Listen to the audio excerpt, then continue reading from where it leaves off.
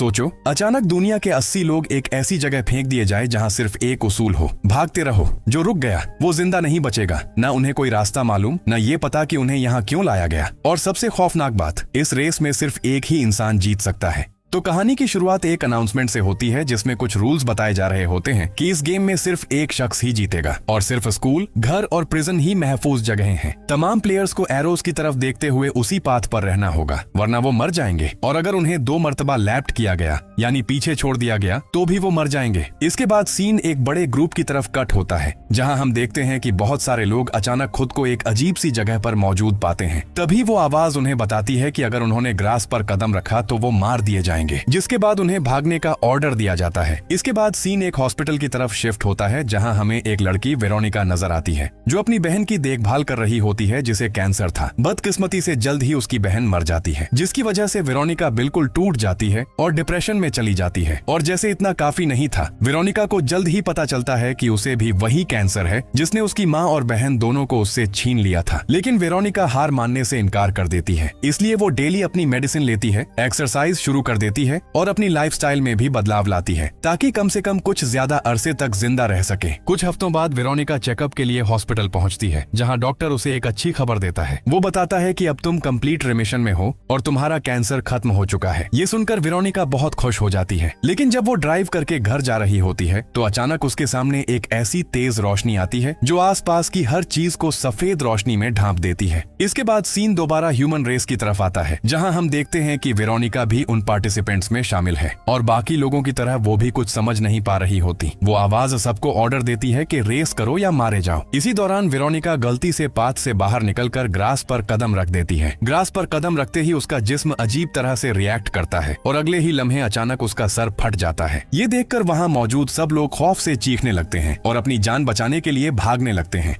इसके बाद सीन एक फ्लैशबैक में अफगानिस्तान की तरफ कट होता है जहां हमें एक अमेरिकन सोल्जर जस्टिन नजर आता है जो अपने एक फेलो सोल्जर एडी को घसीट कर ले जा रहा होता है। हमें पता चलता है कि एडी की अभी अभी एक टांग वेस्ट हुई है और जस्टिन बड़ी मुश्किल से उसे घसीटते हुए एक केव तक ले जाने में कामयाब हो जाता है। मौसम बहुत ज्यादा सर्द था, इसीलिए दोनों सोल्जर्स एक दूसरे को गले लगाकर खुद को गर्म रखने की कोशिश करते हैं। इसी दौरान आखिरकार वो एक दूसरे से अपना इंट्रोडक्शन करवाते हैं। यहाँ एडी जस्टिन की इस काइंडनेस पर हैरान होता है क्योंकि ज्यादातर लोग किसी स्ट्रेंजर की मदद करने के बजाय उसे मरने के लिए छोड़ देते हैं। कुछ साल आगे बढ़ते हैं तो हम देखते हैं कि घर वापस आने के बाद भी दोनों एक दूसरे के कांटेक्ट में थे और उनकी दोस्ती काफी गहरी हो चुकी थी। जस्टिन जो अब स्पेशल बच्चों के एक स्कूल में काम करता था, एडी को उस इंस्टीट्यूशन में आने के लिए कॉल करता है ताकि वो बच्चों से मिल सके। जब एडी वहां पहुंचता है तो वो डिसेबल्ड बच्चों के साथ अपनी स्टोरी शेयर करता है और उन्हें मोटिवेशन देते हुए कहता है कि वो जो चाहें हासिल कर सकते हैं। इसके बाद दोनों दोस्त स्कूल से ड्राइव करके निकल जाते हैं। रास्ते में वो एक ट्रैफिक लाइट पर रुक जाते हैं जहाँ उन्हें 2 डेफ फ्रेंड्स, एक आदमी और एक औरत एक्सरसाइज करते हुए नजर आते हैं। इसी दौरान एक परेशान औरत गुस्से में आकर डेफ औरत से जोर से टकरा जाती है, जिस पर उसका मेल फ्रेंड साइन लैंग्वेज में उस औरत को बुरा भला कहना शुरू कर देता है। दूसरी तरफ एडी और जस्टिन आराम से बात कर रहे होते हैं कि अचानक एक बहुत तेज सफेद रोशनी आती है और हर चीज को सफेद कर देती है। अब सीन दोबारा रेस की तरफ कट होता है जहां हम देखते हैं कि एडी और जस्टिन के साथ वो डेफ कपल और पहले वाली परेशान औरत भी मौजूद थी। पता चलता है कि यहाँ कुल 80 लोग हैं जिन्हें अचानक इस अजीब जगह पर टेलीपोर्ट कर दिया गया है। वो वेरोनिका का सर फटते हुए देखकर खौफजदा हो जाते हैं और भागना शुरू कर देते हैं, सिवाय एक बूढ़े आदमी के जो ठीक तरह से चल भी नहीं सकता। वो डेफ कपल इस जगह के बारे में कंफ्यूज्ड था कि अचानक उन्हें एक आवाज सुनाई देने लगती है जो उनके लिए किसी मिरेकल से कम नहीं होती। दूसरी तरफ हम एडी और जस्टिन को भी पैनिक में भागते हुए देखते हैं। वो आपस में बात करते हैं कि आखिर हम यहाँ कैसे पहुंचे, जबकि वो आवाज हर डेथ के बाद बाकी रह जाने वाले लोगों की तादाद बताती रहती है। जल्द ही वो डेफ कपल एक आदमी को वहाँ से भागने की कोशिश करते हुए देखता है और जैसे ही वो अपने पाथ से हटता है उसका सर भी अचानक फट जाता है। अब बाकी बचने वाले सर्वाइवर्स की तादाद 72 रह जाती है। जल्द ही सब लोग एक प्रिजन में पहुंच जाते हैं जहां हर कोई एरोस के पाथ पर तेजी से आगे बढ़ रहा होता है। इसी दौरान एक एशियन लड़की सीढ़ियों से गिर जाती है और उसका पांव इंजर्ड हो जाता है। उसका छोटा भाई लोगों से मदद की रिक्वेस्ट करता है लेकिन कोई भी उसकी मदद नहीं करता सिवाय जस्टिन के। यहाँ जस्टिन और एडी उसे एक रूम में ले जाते हैं जहाँ वो एशियन सिबलिंग्स पैनिक करने लगते हैं। तब पता चलता है कि वो इंग्लिश नहीं बोल सकते सकते थे। वो लड़का अपने पेरेंट्स के बारे में पूछता है, जबकि लड़की बताती है कि मुझे हॉस्पिटल जाने की जरूरत है। लेकिन एडी कहता है कि मैं तुम बच्चों को अपने साथ नहीं ले जा सकता। वो कहता है कि हमें इन्हें यहीं छोड़कर आगे बढ़ जाना चाहिए। इसलिए जस्टिन उनसे वहीं रुकने का कहता है, जबकि वो और उसका दोस्त मदद तलाश करने के लिए जाते हैं। दोनों दोस्त भागना शुरू कर देते हैं और पता चलता है कि वो दोनों उन बच्चों को बचाना नहीं चाहते थे। लेकिन जल्द ही जस्टिन को एहसास होता है कि वो उन बच्चों के साथ ऐसा नहीं कर सकता। वो उनकी मदद करना चाहता था, लेकिन एडी उसे याद दिलाता है कि अगर हम 2 मरतबा लैप्ड हुए तो वो मर जाएंगे और इन बच्चों के साथ भी यही होगा। इसलिए जस्टिन मजबूरन आगे बढ़ने पर राजी हो जाता है। ज्यादा देर नहीं गुजरती कि वो दोनों एक प्रीस्ट के सामने पहुंचते हैं, जो कहता है कि ये गॉड की आवाज है जो हमसे बात कर रही है और वो सब पर्गेटरी में फंसे हुए हैं। उसका मानना था कि अगर वो सही पाथ पर चलते रहे तो आखिरकार हेवन तक पहुंच जाएंगे। लेकिन एडी और जस्टिन इस बात को बकवास समझकर इग्नोर कर देते हैं। वो भागते रहते हैं और जल्द ही एक चर्च तक पहुंच जाते हैं, जहां प्रीस्ट एक क्रूसिफिक्स देखकर उसके करीब जाने की कोशिश करता है। लेकिन ऐसा करते हुए वो अनजाने में पाथ से बाहर कदम रख देता है और अचानक उसका सर फट जाता है, जिसे देखकर वहां मौजूद सब लोग खौफ से उसे देखते रह जाते हैं। बाद में एडी और जस्टिन रेस के स्टार्टिंग पॉइंट पर वापस पहुंचते हैं, जहां उन्हें वही बूढ़ा आदमी नजर आता है जो पहले भी जमीन पर बेबसी से पड़ा हुआ था। पता चलता है कि अगर अब कोई शख्स उसे लैप्ट कर गया तो वो मर जाएगा, क्योंकि उसने बिल्कुल भी मूव नहीं किया। उसी वक्त वो डेफ कपल भी वहां पहुंच जाते हैं और मदद करने का कहते हैं, जबकि ये भी क्लियर हो जाता है कि कोई इस पूरी सिचुएशन को बहुत करीब से मॉनिटर कर रहा है। इसके बाद वो लोग उस बूढ़े आदमी को एक घर में ले जाते हैं, जहां वो लोगों को आगे बढ़ने से रोकने की कोशिश करते हैं। इसकी वजह ये थी कि अगर उन लोगों में से किसी ने उस आदमी को लैप्ट किया, यानी अगर उसे पीछे छोड़ दिया, तो वो मर जाएगा। कुछ लोग बात समझ जाते हैं और इतना ज्यादा थके होते हैं कि वो वहीं रुकने पर राजी हो जाते हैं, जबकि कुछ लोग आगे बढ़ने पर फोर्स करते हैं, क्योंकि उन्हें डर था कि कहीं उनके सर भी ब्लास्ट न हो जाए। वो आवाज लगातार कहती रहती है, रेस और डाई। लेकिन जस्टिन सबको यकीन दिलाने की पूरी कोशिश करता है कि अगर वो सब मिलकर काम करें तो वो इस सिस्टम को हरा सकते हैं। इसके बाद जस्टिन डेफ लोगों से बात करता है और पूछता है कि क्या आपको कोई अंदाजा है कि हम इस जगह कैसे पहुंचे, जिस पर वो लोग कहते हैं कि हमें नहीं पता। वो सिर्फ इतना जानते थे कि जिस स्ट्रीट पर वो सब लोग मौजूद थे, वहाँ के सभी लोगों को टेलीपोर्ट करके यहाँ पहुँचा दिया गया है, जिनमें वो परेशान औरत, एक होमलेस औरत, वो प्रीस्ट, वो बूढ़ा आदमी जो दौड़ नहीं सकता, और यहाँ तक कि एक प्रेग्नेंट औरत भी शामिल थी। बाद में एक मुस्लिम आदमी प्रेयर करना शुरू कर देता है, जिस पर वो परेशान औरत शदीद गुस्से में आ जाती है। उसका मानना था कि शायद उसी जैसे लोग इस सब के पीछे हैं जो यहाँ हो रहा है। यहाँ एडी उसे काल्म डाउन करने की कोशिश करता है, लेकिन जल्द ही उनके बीच शदीद बहस शुरू हो जाती है, जिसके बाद वो औरत गुस्से में दूसरे रूम में चली जाती है। इसके बाद एक आदमी जिसे सिर्फ येलो जर्सी के नाम से जाना जाता था, एडी के पास आता है और फ्रेंडली बनने की कोशिश करता है। वो बताता है कि मैं एक प्रोफेशनल साइकिलिस्ट हूँ और पूरी दुनिया में ट्रैवल करता हूँ और मुझे बिल्कुल अंदाजा नहीं कि मुझे इन लोगों के साथ यहाँ क्यों रखा गया है। फिर येलो जर्सी अचानक एडी को एक तरफ धक्का देता है और बिना किसी झिझक के अपनी रेस जारी रखता है, जिसकी वजह से वो बूढ़ा आदमी मर जाता है और सर्वाइवर्स की तादाद कम होकर 58 रह जाती है। अब जस्टिन फौरन येलो जर्सी के पीछे जाता है, क्योंकि वो किसी भी सूरत उसे एशियन बच्चों को लैप करने नहीं देना चाहता। दूसरी तरफ एशियन बच्चों को भी एहसास हो जाता है कि उन्हें बचाने के लिए कोई नहीं आने वाला, इसलिए वो आगे बढ़ने का फैसला करते हैं। हालांकि लड़की के लिए ठीक तरह से चलना भी तकरीबन नामुमकिन था, लेकिन जल्द ही वो जस्टिन को येलो जर्सी का पीछा करते हुए देखते हैं और उन्हें कुछ देर के लिए सुकून महसूस होता है, क्योंकि उन्हें लगता है कि जस्टिन वापस उनकी हिफाजत करने आया है। बदकिस्मती से जस्टिन वक्त पर येलो जर्सी को नहीं रोक पाता। बाद में परेशान जस्टिन एडी को बताता है कि क्या हुआ था और उसे इस बात का अफसोस था कि वो उन बच्चों को पीछे छोड़कर आगे आ गया था। दूसरी तरफ हम येलो जर्सी को लगातार भागते हुए देखते हैं, जिस दौरान मजीद लोग मरने लगते हैं क्योंकि उन्हें दूसरी बार एलैप कर दिया जाता है। बाद में येलो जर्सी का सामना उस प्रेग्नेंट औरत से होता है और वो उससे बातचीत शुरू कर देता है। वो उसे बताती है कि उसने अपने बेबी के लिए कौन सा नाम सोचा है और यहाँ तक कि येलो जर्सी को अपना पेट छूने भी देती है। ऐसा लगता है कि आखिरकार उस आदमी के अंदर कुछ हमदर्दी पैदा हो गई है,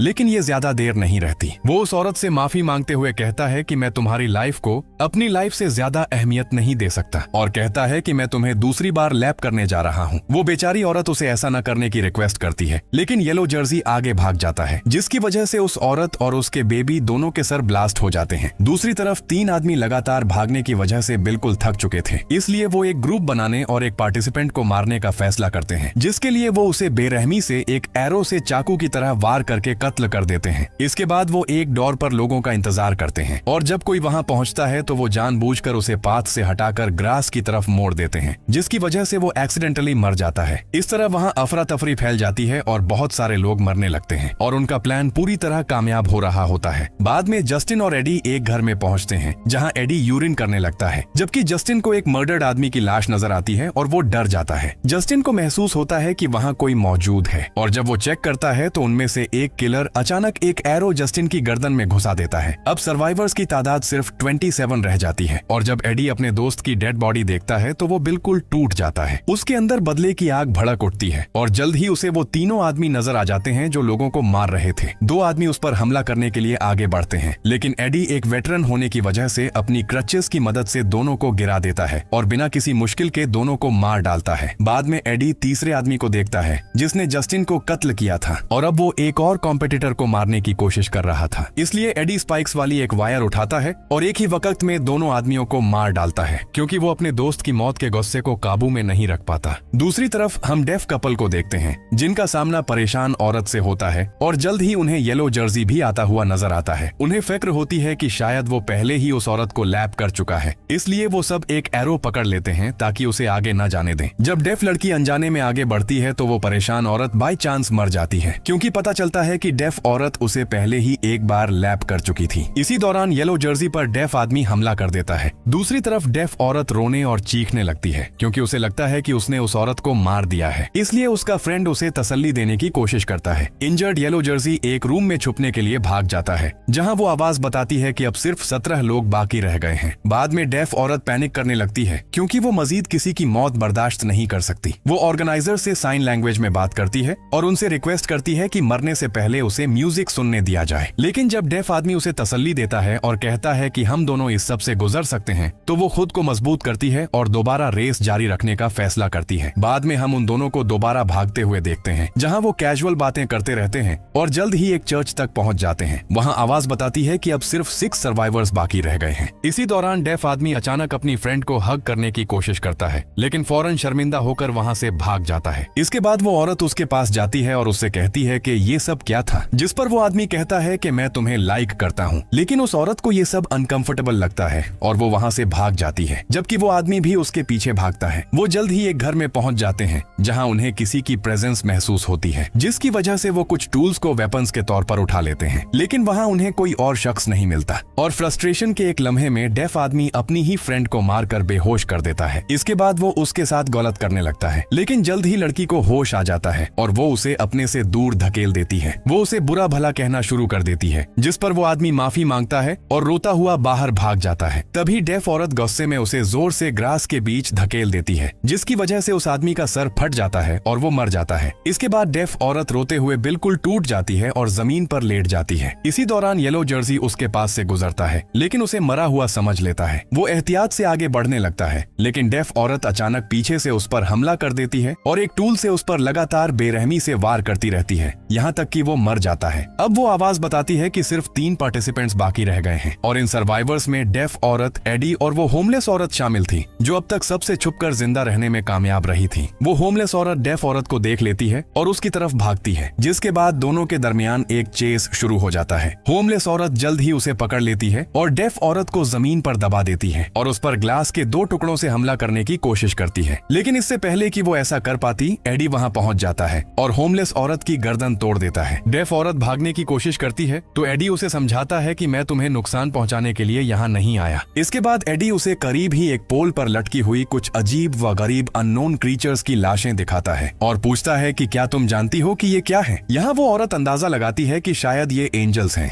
और ऐसा लगता है जैसे उन्हें टॉर्चर किया जा रहा है। दोनों इस बात पर कंफ्यूज होते हैं कि आखिर यहाँ क्या हो रहा है और इसी दौरान जब एडी की तवज्जो हटती है, डेफ औरत उसे ग्रास में धकेलने की कोशिश करती है, लेकिन क्योंकि एडी क्रचेस इस्तेमाल करता था, उसके पांव ग्रास को टच नहीं करते, जिसकी वजह से वो जिंदा रहता है। अब पैनिक में वो औरत वहां से भागने की कोशिश करती है, लेकिन एडी अपनी क्रचेस की मदद से उसे गिरा देता है। इसके बाद वो उसका गला दबाने लगता है, यहाँ तक कि वो मर जाती है और इस तरह एडी इस गेम का सर्वाइवर बन जाता है। इसके बाद वो आवाज दोबारा आती है और एडी को विनर बनने पर कांग्रेचुलेट करती है। बुरी तरह थका हुआ एडी पूछता है कि आखिर तुम लोग कौन हो। तब एक आवाज आती है जो बताती है कि हम साराहीड हैं और तुम हमारे ह्यूमन अरीना में मौजूद हो। कुछ देर बाद एडी को होश आता है तो वो आवाज एक बार फिर उसे विनर बनने पर कांग्रेचुलेट करती है और बताती है कि अब वो ह्यूमन रेस की रिप्रेजेंटेशन करेगा। आवाज कहती है कि आज तक कोई भी ह्यूमन इस गेम से जिंदा नहीं बचा, लेकिन तुमने ये साबित कर दिया है कि तुम बिना फाइट किए मरने वाले नहीं हो। वो एडी से कहती है कि तुम उस वक्त तक वेट करो जब तक दूसरे वर्ल्ड से भी दूसरे विनर्स नहीं आ जाते और तब तक तुम रेस्ट कर सकते हो। आवाज उसे गुड लक भी कहती है, लेकिन साथ ही ये भी बताती है कि तुम्हारे जीतने के चांसेस बहुत कम हैं। एक शॉकिंग ट्विस्ट में पता चलता है कि एक एलियन स्पीसीज पूरी गैलेक्सी से लोगों को किडनैप कर रही है और उन्हें एक डेडली रेस में हिस्सा लेने पर मजबूर कर रही है, ताकि हर वर्ल्ड से सिर्फ एक सर्वाइवर बचाया जा सके और फिर उन सर्वाइवर्स के दरमियान एक इंटरगैलेक्टिक बैटल करवाई जा सके। लेकिन तंग आ चुका एडी अपनी जान लेने की कोशिश करता है और ग्रास पर कदम रख देता है, मगर उसे कुछ भी नहीं होता। इसके बाद वो अपने इर्द गिर्द मौजूद माउंटेन्स पर चढ़ता है और खौफ से उसकी आंखें खुली की खुली रह जाती हैं, क्योंकि उसे एहसास होता है कि वो अर्थ पर नहीं बल्कि किसी दूसरे प्लेनेट पर मौजूद है। बाद में एडी उन टावर्स के करीब जाता है जहां एलियन बॉडीज लटकी हुई थीं। इसी दौरान एक व्हाइट लाइट आती है और अचानक वो किसी दूसरी जगह ट्रांसफर हो जाता है। अब आवाज उसे बताती है कि अगर तुमने वेन्स पर कदम रखा या आसमान में मौजूद फेंस को टच किया तो तुम मर जाओगे, और अगर तुम जिंदा रहना चाहते हो तो तुम्हारे पास सिर्फ एक ही ऑप्शन है, यानी तुम्हें जीतना होगा। कुछ ही लम्हों बाद एक स्पेसशिप वहां आती है जिसमें से एक बहुत बड़ा विंग्ड एलियन क्रीचर बाहर निकलता है और पता चलता है कि यही एडी का ओपोनेंट है। अब एडी के पास कोई और चॉइस नहीं थी, इसलिए वो अपनी गर्दन क्रैक करता है और फाइट के लिए तैयार हो जाता है, और इसी के साथ मूवी खत्म हो जाती है। अगर एक्सप्लेनेशन अच्छी लगी है तो वीडियो को लाइक और चैनल को सब्सक्राइब कर दें।